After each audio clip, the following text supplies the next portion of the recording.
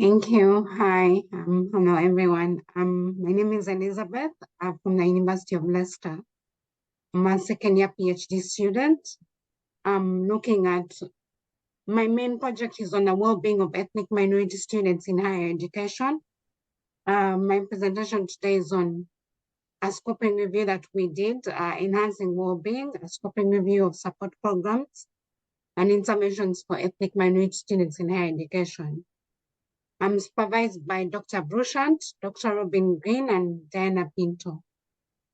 So I added this statistic: 1 in 3 ethnic minority students report feeling isolated in their first year. Basically, it highlights the pressing concern that forms the central problem we are addressing and how higher education institutions can address and better support students through targeted culturally informed interventions. Brief background, there is a high increase in diversity in terms of enrollment, with a high number of students enrolled in higher education from a range of different backgrounds, socioeconomic status, gender, and especially ethnicity. However, even with this increase in diversity, a number of institutional structures remain unchanged, and students continue to face systematic and interpersonal barriers, which definitely impact their well-being, a very central element that is critical for inclusion, retention, and academic success. So our aims for our review, one was to map existing support interventions for ethnic minority students in higher education, synthesize reported outcomes and success indicators, to identify theoretical frameworks and mechanisms underlying these interventions, and one was to highlight gaps in existing literature to be able to inform future research and policy. For our methods, what we did is we had 2 main reviewers that did the full text screening, but also we had other 2 reviewers to help us with conflict management in case of any. We looked at 6 databases and were able to come up with 11,101 studies after duplicate removal. And from full text screening, for our screening, we also used SysRev, which is a software that we can use to do title and abstract screening and full text screening. We boiled down to 82 studies after full text screening, and of the 82 studies, majority were published between 2011 and 2025, and those were about 76 out of the 82 studies. Majority of our studies were based in the US. I think about 57 studies were from the US, and all the others were UK, Australia, Canada, South Africa, and other global contexts. We used a mix of methodologies, and we pre-registered our study in OSF for transparency.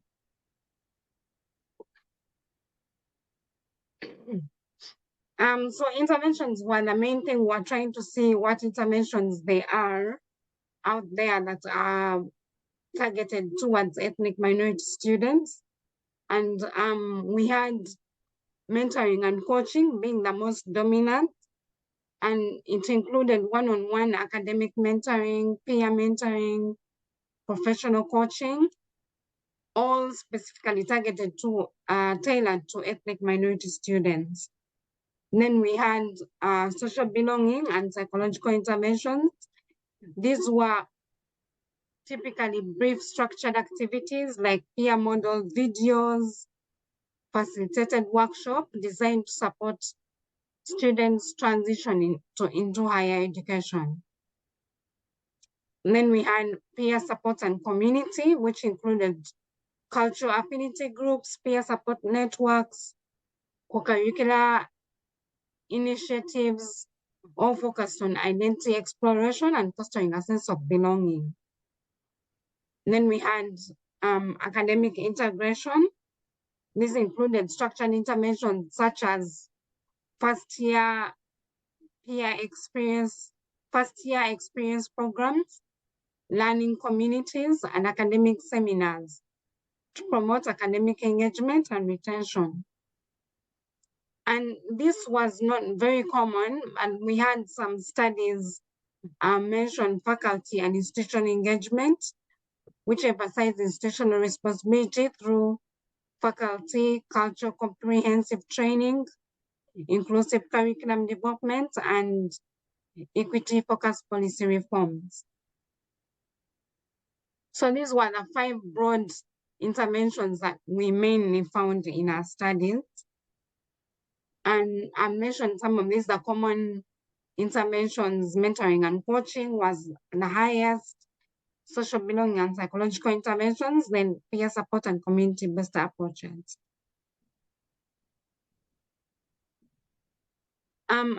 In our outcomes that we found from these interventions, our findings demonstrate that interventions enhancing self-efficacy, like community building, affirmation exercises, and peer mentoring, have a high correlation with academic performance, especially after students were involved in a number of these activities like mentoring.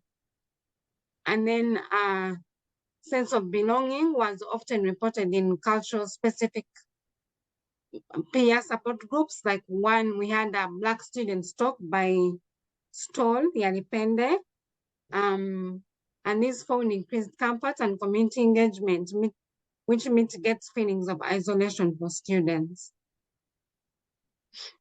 Another outcome we had was psychological well-being, mostly reported in brief social belonging interventions like WISE interventions, growth mindset tasks, often aimed at addressing stereotype threats. Then we had retention and persistence and academic performance, reported in interventions like value affirmation and growth mindset tasks, like, where students were given self-reflection sessions. And then we had institutional change, university-wide initiatives like the Difference Matter from the UCSF program, and mandatory faculty training in cultural competence, resulting in more inclusive curricula and student support. These were the main outcomes that we found in our studies. However, we did meet some gaps and limitations. A number of studies, like I said, 57 of the studies were US-based. And this brings up a question makes us wonder about transferability of findings to higher education institutions, considering that structural and cultural factors differ in different regions. So it being US-based, puts a big question mark there. And then also we had inconsistent demographic reporting. A number of studies did not disaggregate different attributes like ethnicity, gender. Those were inconsistently reported. And also there was limited intersectional and longitudinal research. Very few studies included long-term follow-up, which limits the understanding of whether observed benefits endure over time or fade once interventions come to an end.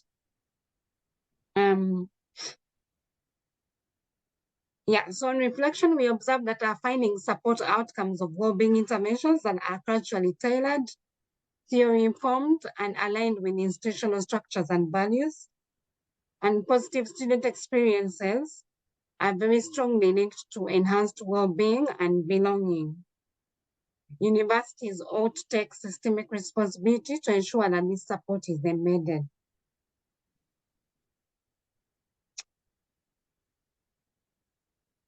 As we conclude,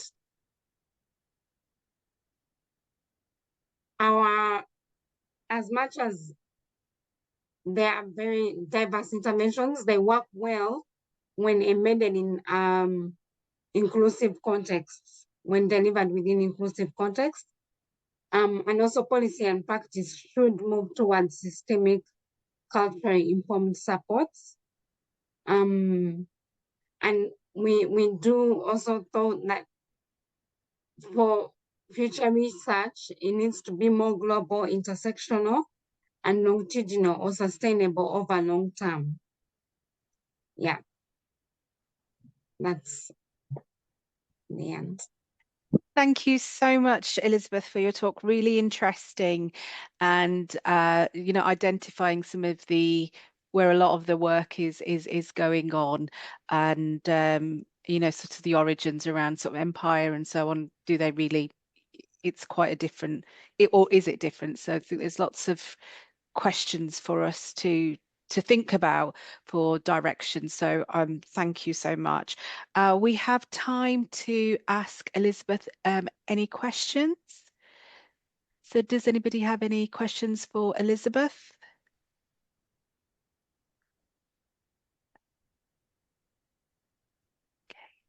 Okay. Could I ask you one? Oh, we've got Anna. Yes, Anna, go. Thank you. Sorry, didn't know whether to use my virtual or real hand. You can, Elizabeth, thank you for sharing the results of this scoping review. I would like to ask you if you have any idea on how we can help in, I don't want to say forcing, but like suggesting to universities that we do what you say in terms of embracing systemic cultural informed support. So what can we do as academics to like ensure this message is taken on board and university do what you suggest? Do you have any idea? Yeah, thank you.